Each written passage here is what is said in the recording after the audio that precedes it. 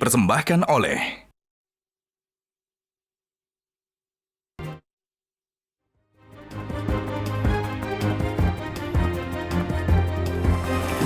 Pemirsa, 100 hari sudah Kabinet Merah Putih bekerja. Meski tidak menjadi indikator resmi, waktu 100 hari seringkali jadi barometer. Apakah sebuah pemerintahan baru menunjukkan tanda-tanda permulaan yang baik dalam merealisasikan janji-janjinya? Atau baru sekedar omong-omong saja? Nah, pemirsa, angka 100 dalam rapat kabinet di Istana 22 Januari lalu juga dibahas soal 100 hari pemerintahan Prabowo Gibran. Presiden Prabowo Subianto mengapresiasi kinerja setiap pembantunya. Presiden menilai 112 anggota Kabinet Merah Putih berhasil melewati 3 bulan pertama dengan kompak dan semuanya bisa bekerja sama dengan baik. Presiden mengingatkan para menterinya untuk terus fokus bekerja untuk rakyat dan satu lagi yang penting, potong anggaran semua kementerian demi efisiensi.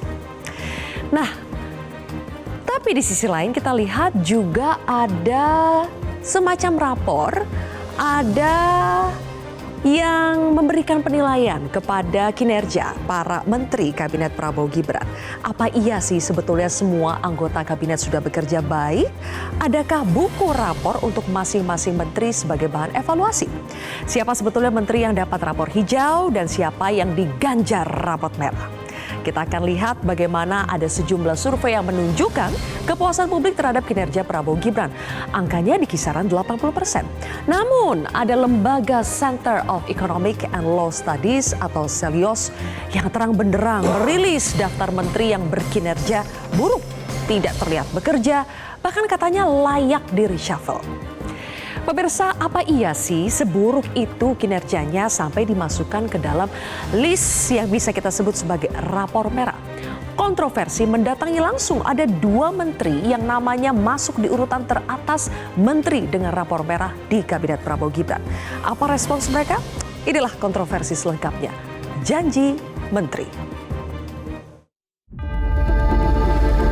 Pemirsa, Anda kembali menyaksikan Kontroversi, masih bersama dengan saya Zilvia Iskandar.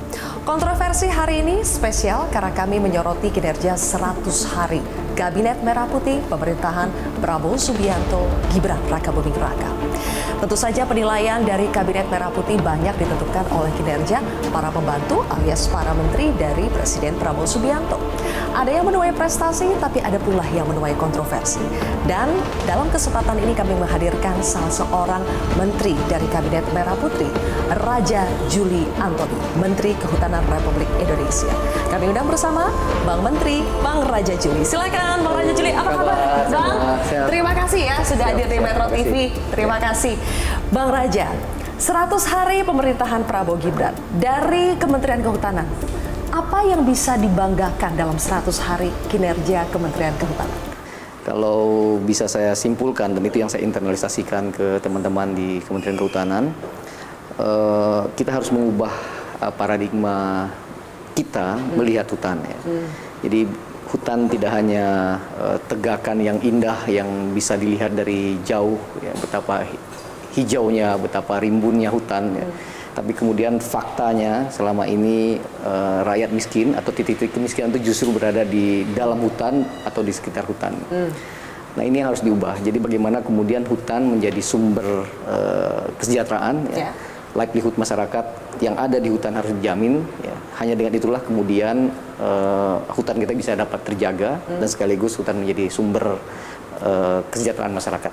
Untuk bisa menuju goal itu, apa yang sudah dilakukan oleh Kementerian Kehutanan, kita akan bahas lebih jauh ya, Bang Menteri. Tapi kita boleh sambil jalan supaya bisa lebih rileks lagi memikirkan apa saja langkah-langkah yang sudah dilakukan oleh Kementerian Kehutanan. Ada beberapa isu yang mencuat, Bang Menteri, soal bagaimana kinerja Kementerian Kehutanan, terutama beberapa rencana soal misalnya mengubah hutan kita 20 juta lebih. Ini salah.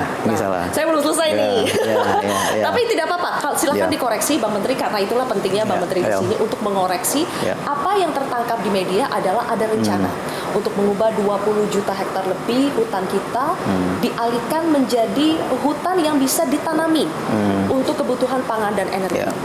Ketika itu saya habis ratas dengan Pak Presiden di Istana. bersama dengan Kepala Bappenas, kami membuat sebuah nomenklatur yang disebut sebagai hutan cadangan pangan, energi dan air. Konsepnya bukan mengubah kawasan menjadi APL, tapi justru memaksimalkan fungsi hutan. Jadi tidak ditebang hutannya, tidak terjadi deforestasi, tapi hutan-hutan yang memang kita identifikasi sebagai hutan kritis, ya, baik itu karena illegal logging yang terjadi pada masa lalu atau kebakaran hutan, ya, kita identifikasi itu ada sekitar 20,6 juta. Nah, di tanah-tanah semacam itulah, di hutan semacam itulah kemudian kita lakukan rehabilitasi hutan, ya, dengan menanam tegakan kembali. Tapi saat bersamaan kita bisa menerapkan apa yang disebut sebagai sistem agroforestry. Agroforestry. Sebuah tradisi yang sebenarnya sudah ada dulu tumpang sari. Ya. Ya. Berarti tidak ada yang diubah, tidak ada deforestasi. Tidak ada deforestasi, ya. Dan pernyataan saya sebenarnya clear ya ketika keluar di situ. Saya katakan ini bukan alih fungsi lahan, bukan deforestasi. Dalam setiap rencana yang dibuat oleh pemerintah itu pasti selalu ada yang mengkritik ya, Bang Menteri, dan itu wajar. Memang kita butuh kritikan untuk bisa lebih baik lagi. Misalnya, entah ini penilaian atau Bang Menteri mengatakannya salah, saya koreksi bahwa itu bukan mengubah hutan menjadi kemudian ditebang untuk ditanami pangan, tapi untuk bisa memaksimalkan apa yang sudah ada sekarang. Tapi kalau menurut Walhi misalnya salah satunya, ini bisa berbahaya, bahkan dijuluki Kementerian Kehutanan, diubah namanya, nomenklatur jadi Kementerian Deforestasi. Nah, apa yang bisa Bang Menteri sampaikan ketika sudah ada kritik seperti itu? Ya, saya kira biasa ya, saya biasa dikritik. Selama ini saya hidup di politik, baik orang yang memang memiliki niat tulus mengkritik atau bahwa ini adalah orang yang ingin melakukan demoralisasi ya terhadap proses politik, suatu hal yang biasa. Saya sama sekali tidak terganggu ya. Bagi saya bekerja dengan ikhlas sebagai pembantu Pak Presiden. Siang malam saya bekerja, turun ke daerah juga untuk mengecek di lapangan, untuk memenuhi apa yang menjadi tanggung jawab saya. At the end ya terserah kepada beliau, ya, kepada masyarakat untuk menilai ya. Tapi Bang Menteri, kalau melihat yang seperti ini, kritikan-kritikan seperti ini, kalau menurut Bang Menteri apakah tidak bisa dipungkiri selalu saja mungkin ada sepersekian persen motif politik, motif untuk menjatuhkan? Apalagi dalam 100 hari kerja ketika sedang betul-betul dipantengin kinerja. Saya sekali lagi menyerahkan kepada Pak Presiden sebagai atasan saya. Ya. Saya hanya bekerja secara ikhlas, insya Allah ya, kerja tuntas ya. Dan ya biar rakyat nanti akan menilai apakah program kementerian kami ini betul-betul dapat membantu mewujudkan apa yang diperintahkan oleh Pak Presiden Prabowo. Ya. Sekarang ada sebuah lembaga bahkan yang ketika dalam 100 hari kerja ini, Pak Menteri, yang menilai bahwa mereka membuat daftar rapor merah, rapor hijau, menteri mana yang berkinerja baik, mana yang buruk, mana yang harus di-reshuffle, mana yang harus dipertahankan.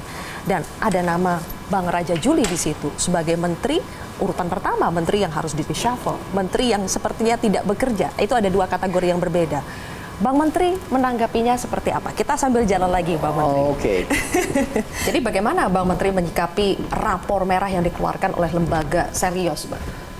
Saya terus terang baru baca belakangan, tapi banyak juga report dari beberapa lembaga ya yang menunjukkan ya ada yang baik, ada yang tidak baik ya. Tapi bagi saya itu sebagai evaluasi untuk memaksimalkan kerja saya.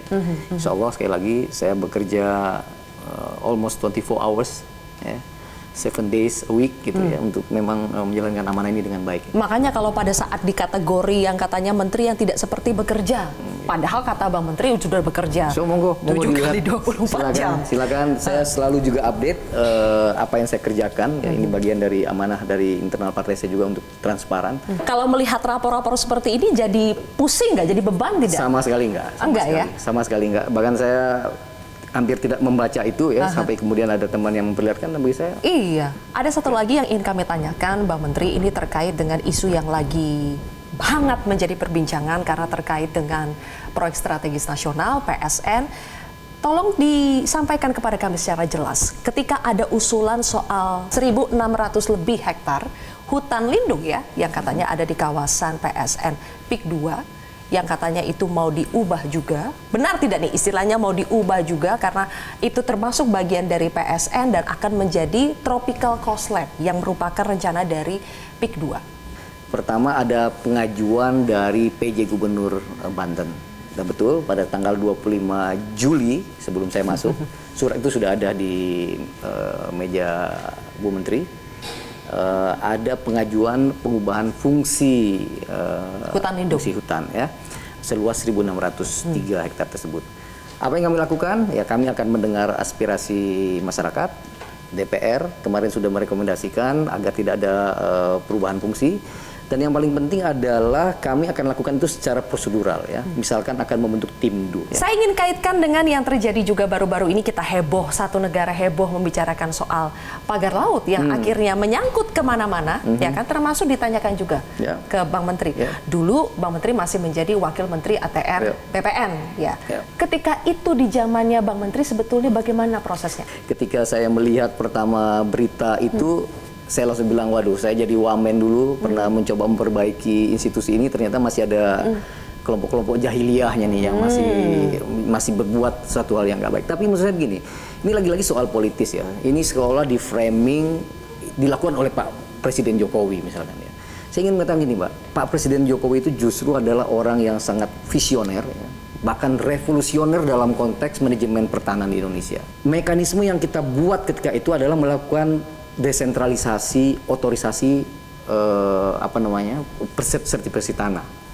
Karena kalau sentralisasi dengan Indonesia yang luas, semuanya di meja menteri, pasti tidak akan pernah terjadi proses pendaftaran tanah sistematis lengkap itu. Jadi akhirnya daerah punya otoritasnya masing-masing. Mereka punya otoritas masing-masing, dan oleh karena itulah sekarang kita bisa mempunyai luar biasa ini, gitu loh. Tanah kita sudah tersertifikat sekitar 118 atau 19. Jadi kalau masih ada kecolongan seperti ini, tiba-tiba ada hak guna bangunan di atas laut, itu tindak aja. Karena siapa dan saya kira udah benar ya pada oleh Pak Nusron, saya dukung. Tapi Bang Raja mengatakan hakul yakin ini tidak ada menteri, wakil menteri nggak itu mungkin. Nggak tahu. Nggak mungkin. Nggak tahu soal Bayangkan 6-7 juta sertifikat diproduksi 1 tahun. Artinya ketika saya jadi wamen 2 tahun aja ada 14 juta sertifikat. Apakah ada saya tahu. Justru kita memberikan mempunyai buat aturan ya sedemikian rupa untuk memberikan delegasi ya, sekaligus check and recheck di level kabupaten kota gitu supaya tidak terjadi hal semacam ini. Kalau itu terjadi, mengecewakan. Terakhir nih, Bang Raja, Bang Menteri, kembali lagi ke konteks bagaimana sekarang Bang Raja tetap terpilih lagi sebagai pembantu presiden di Kabinet Merah Putih. Setelah 100 hari untuk membuktikan kalau betul-betul dari Kementerian Kehutanan ini bisa berkontribusi terhadap cita-citanya Pak Prabowo, fokusnya akan kemana, Bang? Tetap ya, pertama saya akan selesaikan reformasi di internal. Dirjen-dirjen yang ada selama ini, saya mengidentifikasi mereka ini menjadi raja-raja kecil. Ya. Jadi kalau kita punya program one map policy ya, pada level antar kementerian, bahkan di internal kami pun petanya masing-masing kedirjenan tidak terkonek. Jadi saya akan kejar ya agar semua tidak bekerja di satu platform yang sama, proses bisnis yang sama, sehingga ketika ada perubahan fungsi di satu kedirjenan, dirjen yang lain akan tahu karena memang diupdate di sana secara otomatis. Kemudian proses tadi reforestasi, ya, saya akan mengejar target 12,6 juta lahan kritis kita akan ditanam, tapi saat bersamaan saya juga akan memaksimalkan fungsi hutan untuk kesejahteraan masyarakat seperti yang diperintahkan oleh Pak Prabowo Subianto. Ya, fungsi hutan untuk kesejahteraan masyarakat. Baik kalau begitu, terima kasih Menteri Kehutanan Bang Raja Juli Antoni sudah bergabung bersama kami di Kontroversi. Sukses terus, Bang. Terima kasih. Tapi pernah ditanya nggak Mas Muni, sekarang Mas Muni tuh anak buahnya Pak Jokowi apa anak buahnya Pak Prabowo? Ya, gitu? pasti anak buahnya Pak Prabowo dong. Anak buahnya Pak Prabowo. Karena jelas kita kan ya. menteri dan pembantunya Pak Prabowo. Aha.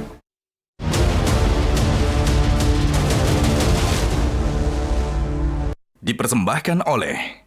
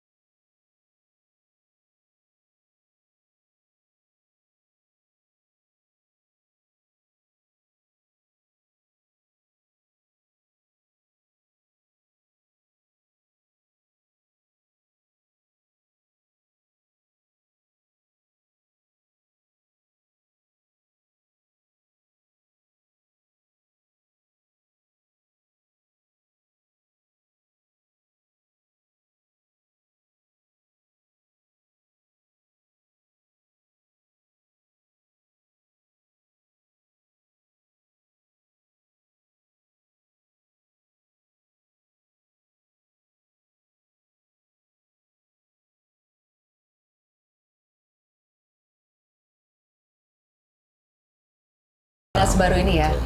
Sebelumnya di mana, Mas? Di Widya Chandra. Widya Chandra. Jadi gimana, sudah betah dengan rumah yang baru? Ya harus betah dong. Harus betah ya. Sudah betah juga menjadi menteri yang baru, sekarang menteri Koperasi. Sebelumnya kan Menkominfo. Iya. Jadi gini loh, Ah. saya selalu bilang ke teman-teman gerakan koperasi, bahwa saya ini bukan menteri koperasi, tapi juru bicara koperasi. Kenapa begitu, Mas? Bukan karena koperasi itu harus gerakan. Ini adalah gerakan sosial ekonomi sesuai dengan perintah Undang-Undang Dasar, amanat konstitusi. Karena itu koperasi ini harus jadi gerakan sosial ekonomi masyarakat. Gitu.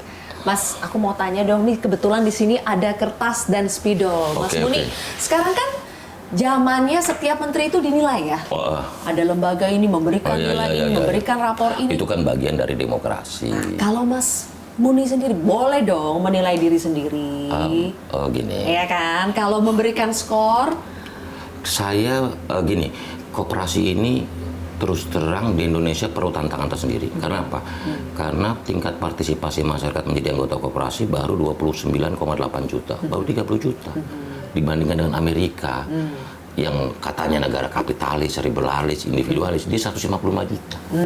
Hampir setengahnya masyarakat sudah berkoperasi. ada banyak tantangannya. Jadi justru itu, koperasi ini adalah kementerian yang penuh tantangan, tapi sekaligus juga peluang dan harapan. Ada tantangan, ada peluang. Ada peluang. Kalau begitu, skor kinerja dari Kementerian Koperasi selama di bawah Mas Muni 100 hari kerja ini Ya, berapa? Dari 1 sampai 10? 7. 7. Coba kita kasih skornya 7. Berarti ini cukup baik sebetulnya ya? Enggak, karena gini, saya melihat satu begini, koperasi ini sebagai gerakan sosial ekonomi ini punya harapan. Masyarakat bergairah kembali berkoperasi. Kami sudah ganti logo Kementerian Koperasi yang menyimpulkan harapan baru, menyongsong Indonesia Emas. Yang kedua begini, koperasi ini tingkat kepercayaan masyarakat terhadap koperasi harus ditingkatkan. Kedua, rebranding, digitalisasi, karena era digital tetap harus menjadikan koperasi yang lebih modern. Nah, yang keempat, tata kelola dan sumber daya manusia. Kembali lagi ke skor ini, Mas Muni. Angka 7 ini kan cukup baik ya kalau Mas Muni menilai kinerja Mas Muni sendiri. Tapi ada lembaga Selios. Masih sudah dengar dong, Mas Muni ya? Nih, Belum, baru dengar. saya liatin lagi. Ya. Ada 3 kategori loh, nama Mas Muni masuk semua. Menteri Ya, berkinerja Menteri Ekonomi. buruk, katanya tuh di urutan kedua. Menteri yang perlu di reshuffle, urutan kedua juga. Terus menteri atau kepala lembaga yang tidak terlihat bekerja juga ada nama Mas Budi Aristiadi di sini. Komentarnya dong. Demokrasi, semua orang boleh nilai. Silakan aja dinilai. Gitu loh. Termasuk kita juga boleh, masyarakat juga boleh nilai lembaga yang menilai itu. Emang Mas Muni penilaiannya gimana terhadap begini. lembaganya? Ya kita kan banding-bandingin dengan yang lain. Dengan lembaga yang lain, dengan Litbang Kompas atau yang lain-lain ya. Banyak lembaga gitu. Kan dibanding-bandingin. Mereka aja nilai Pak Prabowo 5, Mas Gibran 3, bagaimana Presiden dan Wapres. Begitu. Jadi tapi itu bukan dalam diskusi kita lah. Tapi buat kami sebagai kaum Demokrat, bersuara, kebebasan berpendapat, silakan aja nilai. Toh kita juga bisa nilai lembaga itu, gitu loh. Tapi ini dijadikan bahan masukan nggak? Enggak. Dibicarakan juga enggak. Oh gitu? Enggak.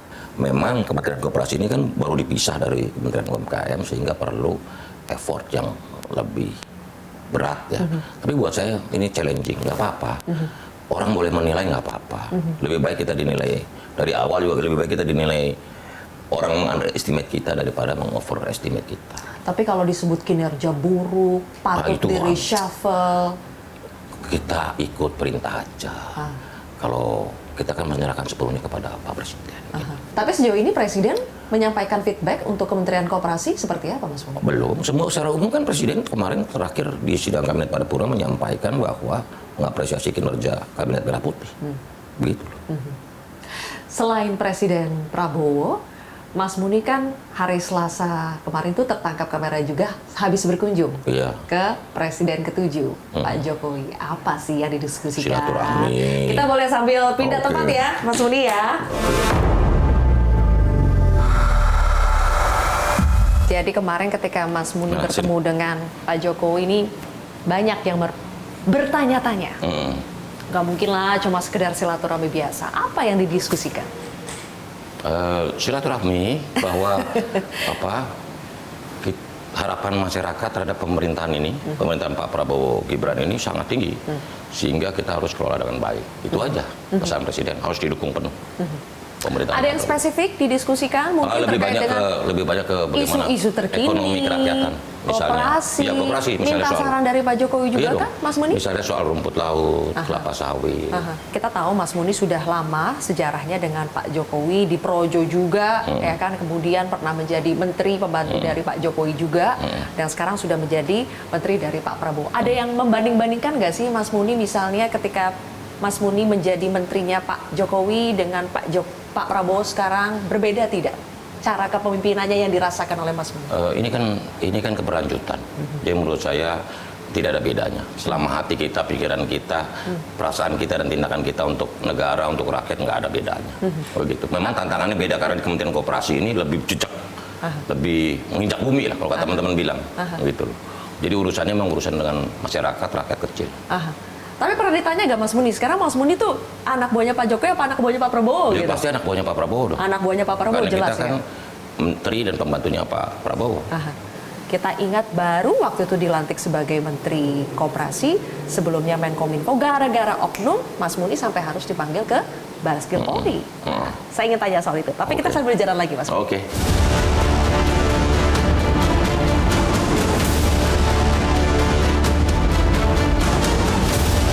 Mas Muni, tadi soal oknum. Iya. Mas Muni sepertinya jadi menteri pertama di kabinetnya Pak Prabowo yang sampai harus dipanggil ke Bareskrim nih untuk memberikan keterangan soal waktu itu kasus membacking situs judo. Itu kelanjutannya bagaimana sih Mas Muni? Saya nggak, kalau soal kelanjutan saya nggak tahu. Tapi Mas Muni begini. nggak dipanggil lagi? Begini, sebagai warga negara yang taat hukum kita wajib membantu aparat penegak hukum dan seluruh masyarakat untuk sama-sama dalam upaya pemberantasan judi online. Keterangan penting yang Mas Muni sampaikan apa waktu itu? Ya bahwa Yang paling penting saja. bahwa satu, tidak ada keterlibatan satupun orang-orang dekat saya. Yang kedua, tidak ada perintah baik lisan maupun tertulis dari saya. Yang ketiga, tidak ada aliran dana. Jadi Mas Muni intinya membantah ada keterlibatan. Bukan Mas membantah, Muni saya di situ. menjelaskan. Karena ini ada bagian dari upaya-upaya pihak tertentu yang ingin memframing saya, padahal kalau itu digali-gali terus itu kelibatnya ke mereka semua. Makanya saya bilang jangan fitnah saya. Mereka itu siapa sih? Udahlah, nanti semua juga tahu publik. Begitu loh. Cari aja pengepulnya siapa, pengepul dananya. Tanya mereka dong, kamu store ke siapa? Pernah nggak ke Tapi Mas Menkominfo? Muni menyampaikan mereka itu ke penyidik. Oh, saya sampaikan apa adanya. Motifnya apa memang Mas Muni? Loh, mereka kalau itu makin digali nanti kaget. Nanti semakin digali semakin kaget.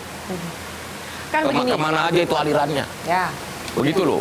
Iya, kalau Mas Muni mengatakan ada yang mencoba memframing Mas Muni, menurut Mas Muni motifnya apa untuk memframing? Motifnya supaya mereka nggak kena. Padahal mereka selama ini yang menikmati. Saya ini bayangin 15 bulan saya yang paling kampanye dan kerja keras loh. Untuk memberantas judi online dengan segala daya upaya yang saya punya. Kasus soal judi online ini langsung besar gitu ketika Mas Muni sudah tidak menjadi Menkominfo lagi, bahkan sudah menjadi Menteri Koperasi. Dan gara-gara kasus ini pula sempat ada isu-isu, wah ini salah satu kandidat yang akan di reshuffle dan banyak-banyak isu-isu lain. Sebetulnya Mas Muni takut gak sih untuk di reshuffle? Enggak. Itu hak prerogatif Presiden. Gitu. Kita dipercaya untuk membantu, kita bantu. Sekuat tenaga, sebisa mungkin. Udah. Apakah ini salah Karena satu? satu gini, saya yakin kebenaran pasti menemukan jalannya sendiri. Kedua, Tuhan nggak pernah tidur. Baik, kalau begitu. Mas Muni, sukses Sukses. dengan jabatan Menteri Koperasi. Ya. Semoga betul-betul bisa Mantap. membantu mensejahterakan rakyat. Terima kasih. Terima kasih. Baik, pemirsa, saat lagi kontroversi akan kembali bersama dengan 4 narasumber di studio untuk membahas lebih jauh soal apa tindak lanjut dari rapor yang sudah disampaikan mengenai kinerja para menteri. Apakah ini akan menjadi bahan evaluasi dan perbaikan seperti apa yang akan dilakukan? Sesaat lagi, pemirsa.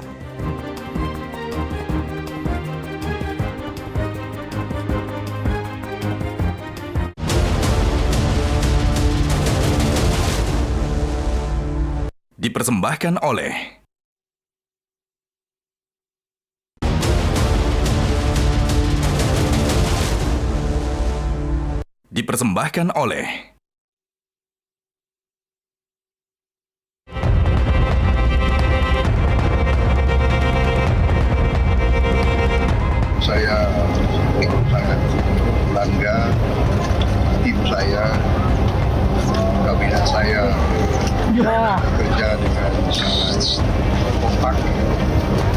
adalah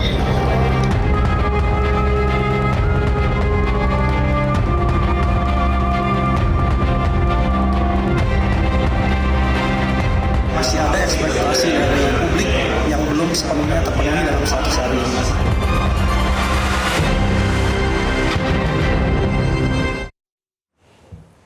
Baik pemirsa, sudah ada 4 narasumber di studio kontroversi. Di sebelah kanan saya ada Ketua DPP Partai Gerindra Hendar Samarantoco. Selamat malam Mas Hendar. Selamat malam. Berikutnya juga ada Ketua DPP Partai Golkar Dev Laksono. Mas Dev, selamat malam. Selamat malam. Di sebelah kiri saya ada juru bicara Kantor Komunikasi Kepresidenan atau PCO, ada Kang Ujang Komarudin. Selamat malam Kang Ujang. Terima kasih sudah ada di kontroversi.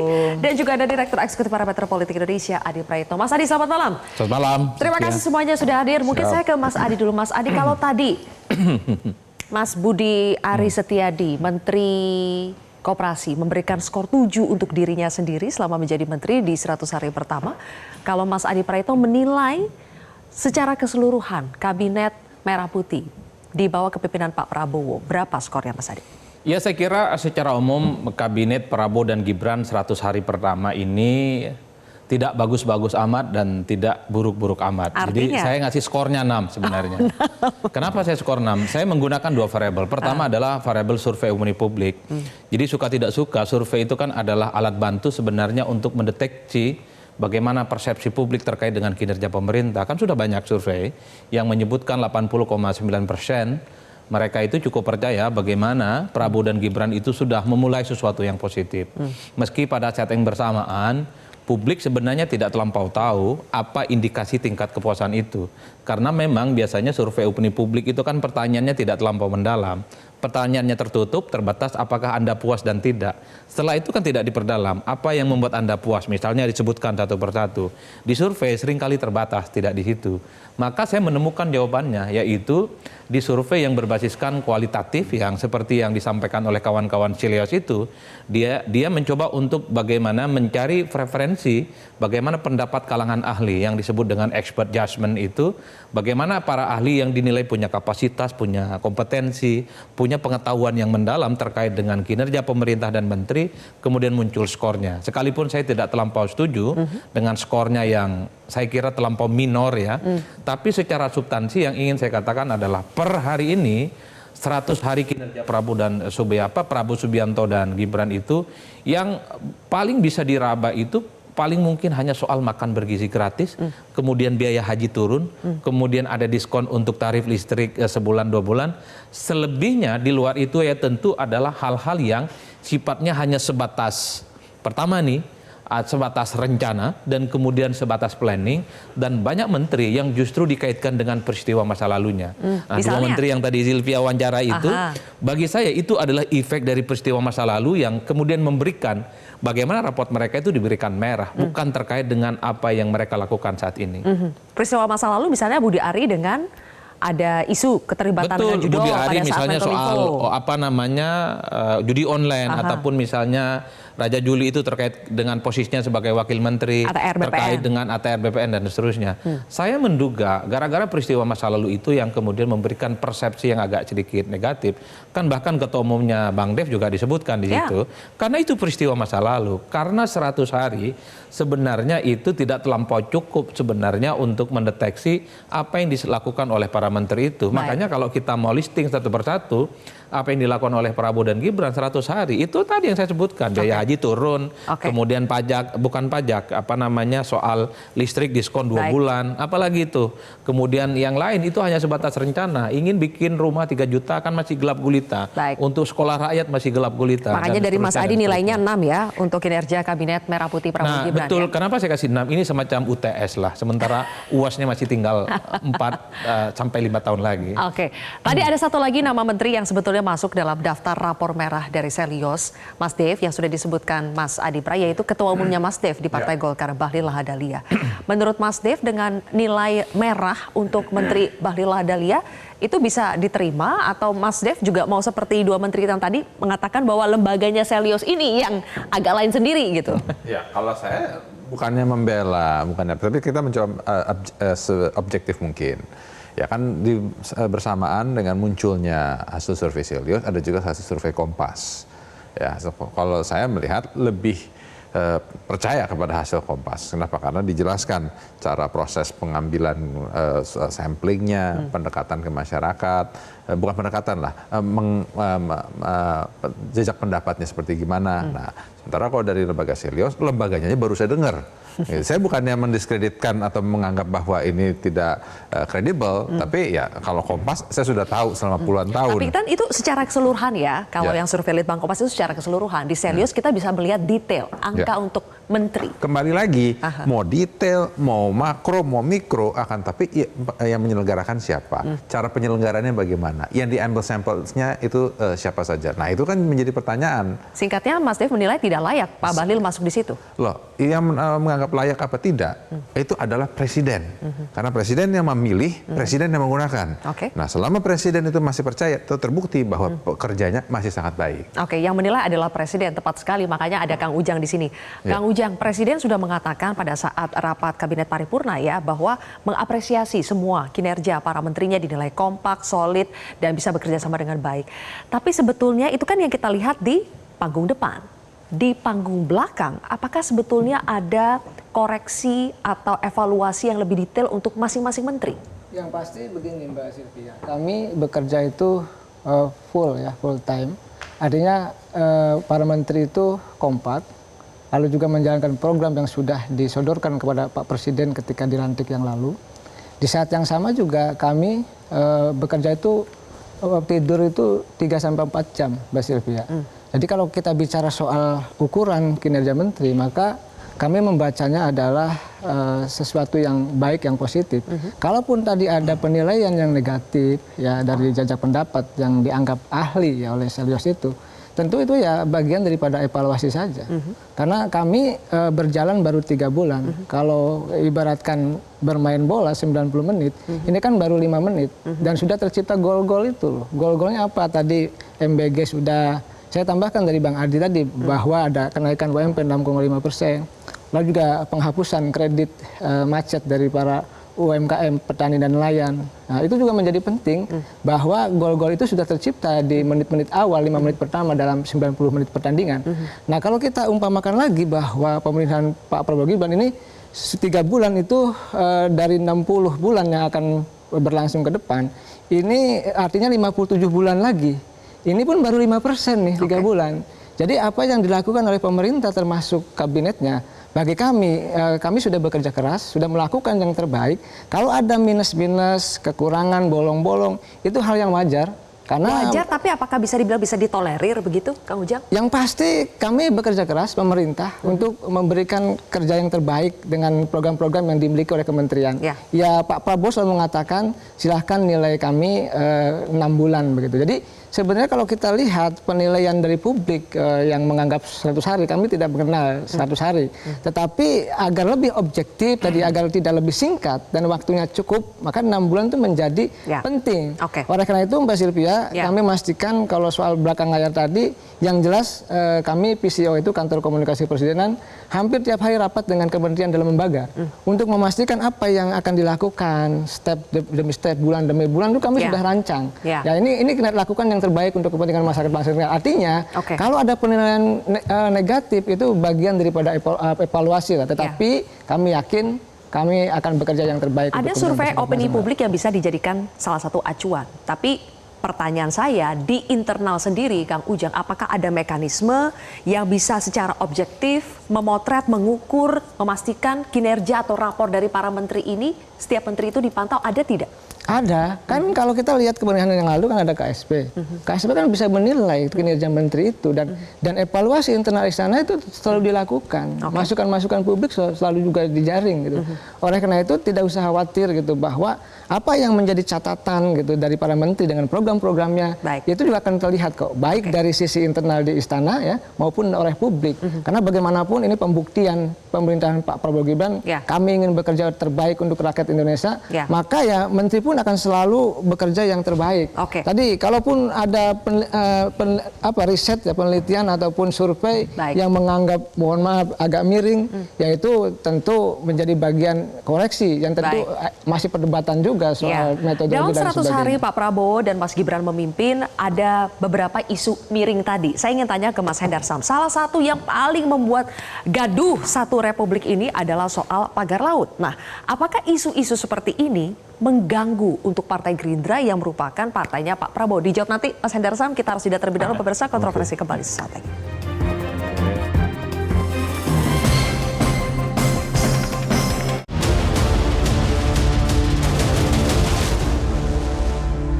Dipersembahkan oleh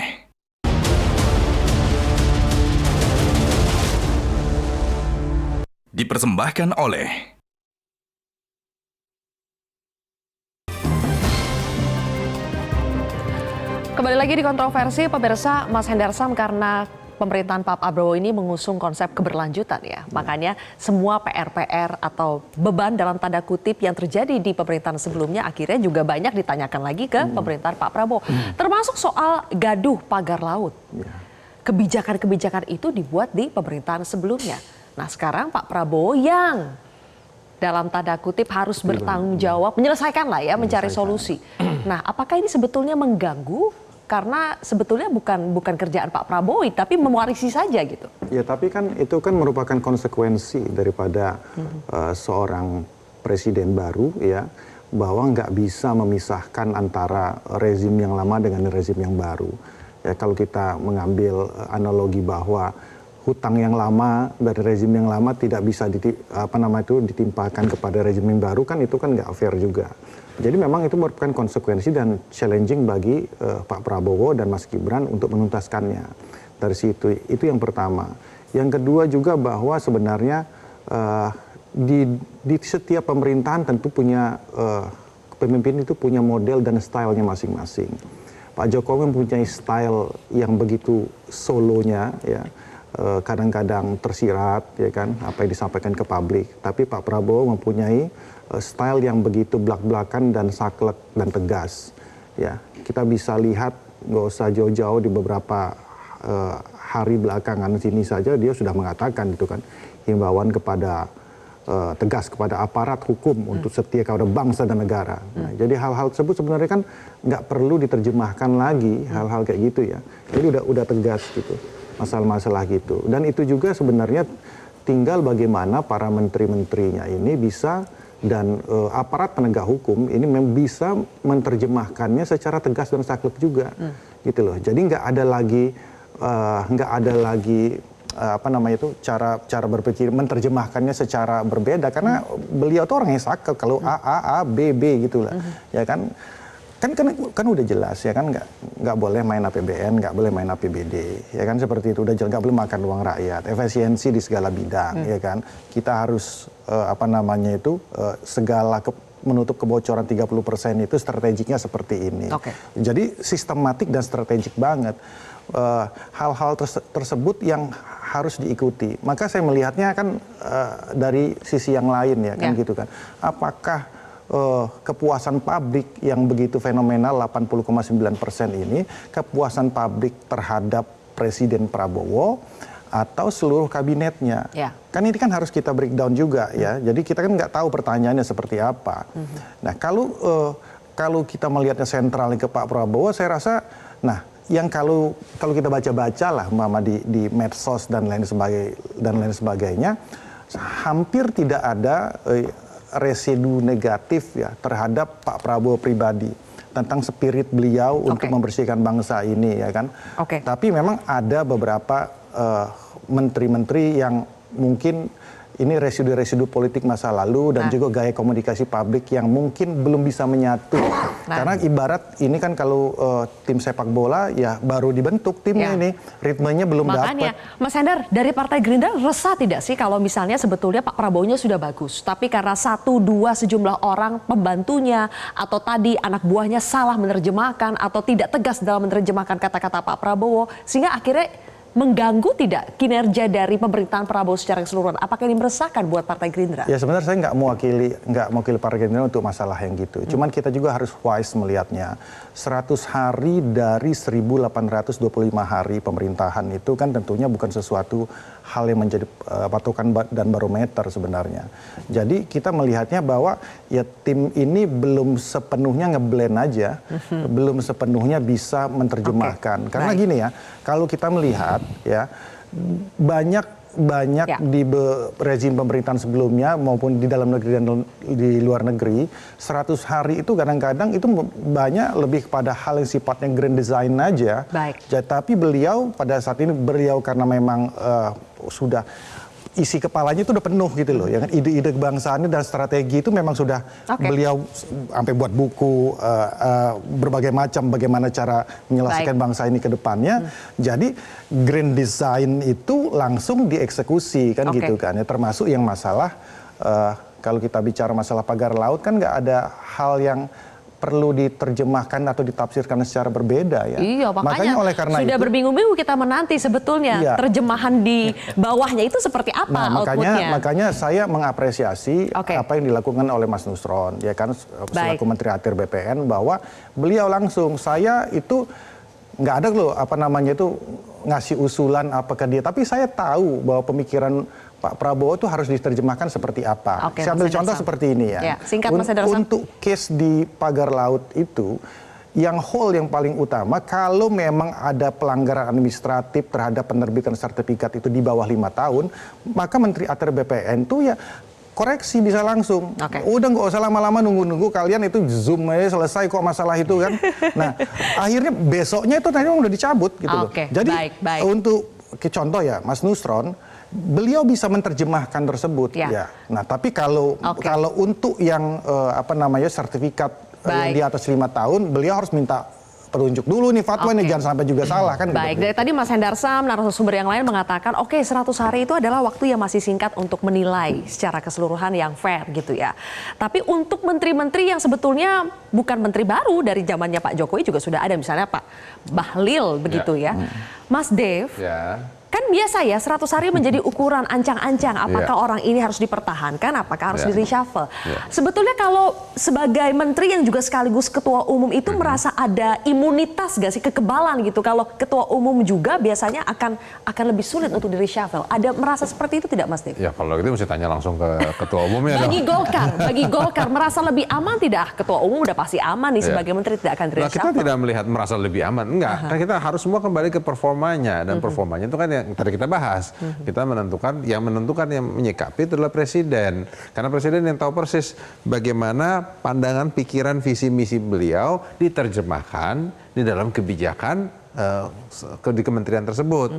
Nah, ya Pak Bahlil, ini sekarang kita lagi bahas Pak Bahlil ya. Karena Pak Bahlil itu bukan pandangan saya, tapi ini fakta realita bahwa semua yang presiden inginkan, yang disampaikan arahan presiden itu berhasil diterjemahkan menjadi kebijakan. Nah, memang belum sepenuhnya semua berjalan. Kenapa ya? Ini kan baru 100 hari, ya. Bukannya alasan, tapi ini adalah prosesnya, gitu ya. Bukannya menyatakan bahwa ya ini semua rancangan, tapi tidak ada realitasnya. Ya, ini kan tahapan demi tahap. Ya, ini kayak misalnya saya di DPR ngebuat undang-undang kan nggak hari ini perlu buat undang-undang anti judul, besok langsung jadi kan enggak. Nah, kan ada tahapannya juga. Ya sama juga dengan semua program-program kebijakan di kementerian. Mulai dari penyerapan aspirasinya, lalu penjabarannya, lalu landasan hukumnya, semuanya itu berproses. Nah, itu semua sudah berhasil beliau jalankan, berikut juga dengan kementerian-kementerian lainnya di dalam Kabinet Merah Putih ini. Oke, baik. Singkat-singkat saja untuk Mas Adi dan juga Kang Ujang. Mas Adi, ada prestasi tapi juga ada kontroversi. Kita ingat sudah ada utusan presiden yang mengundurkan diri karena pernyataannya, Gus Miftah. Sudah ada yang minta maaf karena persoalan di lalu lintas itu seperti Raffi Ahmad. Kemudian juga ada Menteri Desa yang sudah minta minta maaf Yandri Susanto karena persoalan COP. Jadi ada kontroversi juga, tapi dalam setiap kontroversi itu apakah Mas Adi melihat pemerintahan Prabowo sudah mengambil sikap tegas untuk yang seperti itu? Ya, kalau melihat kecenderungan rata-rata secara umum itu sudah on the right track. Jadi bagi saya bukan mengundurkan diri Gus Miftah, mungkin diminta mundur sebelum dimundurkan secara terpaksa. Ini kan bahasa komunikasi publik. Artinya apa? Ini mestinya menjadi trigger. Besok-besok pembantu Prabowo jangan aneh-aneh deh. Kalau memang mobil dinas ngoeng-ngoeng tengah jalan nggak ada orangnya jangan dikawal. Tapi secara prinsip saya ingin mengatakan ada imunitas politik pada ketua umum partai. Selama Bahlil jadi ketua umum partai, AHY ketua umum partai, Zulhas jadi ketua umum partai, kok rasa-rasanya sulit untuk diganti. Sekalipun begitu banyak dikritik soal kinerjanya seperti apa. Benar gak itu Kang Ujang? Ada imunitas tersendiri untuk ketua umum dan apakah dalam 100 hari berikutnya kita akan melihat 6 bulan biasanya ukuran untuk bereshuffle atau tidak? Kalau kami ya dari pemerintah yang diukur adalah kinerja. Jadi indikator, parameter, ukuran semua adalah berbasis kepada kinerja. Nah, kalau kinerjanya baik ya tentu kita pertahankan. Kalau kinerjanya tidak ya tentu Pak Presiden kemungkinan akan ambil tindakan. Yang pasti Pak Presiden melakukan kebijakan berbasis kepada kinerja itu. Jadi tidak masuk ke wilayah politis. Tidak ada yang kebal dari reshuffle? Ya, kami percaya itu. Nah, oleh karena itu Pak Presiden mengatakan kita tunggu 6 bulan gitu ya. Yang mana menteri nanti yang dianggap kurang perform, ya tentu akan dievaluasi. Mana yang perform, tentu kita apresiasi. Oleh karena itu, kita tunggu kinerja kami gitu. Kami akan melakukan yang terbaik, termasuk kabinet juga akan kompak. Dan kami minta doa restu Mbak Sylvia seluruh rakyat Indonesia agar kami betul-betul bekerja tulus, kerja keras untuk kepentingan masyarakat bangsa dan negara. Oke, terima kasih Kang Ujang, Mas Adi, Mas Dev dan juga Mas Henderson. Terima kasih sudah bergabung bersama kami di Kontroversi. Pemirsa, sekian Kontroversi hari ini. Kita jumpa lagi di Kontroversi minggu depan. Sampai jumpa. Metro TV.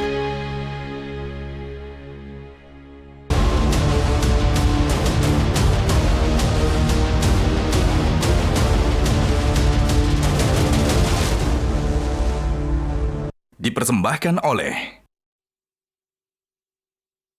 Jelajahi cara baru mendapatkan informasi. Download Metro TV Extend sekarang.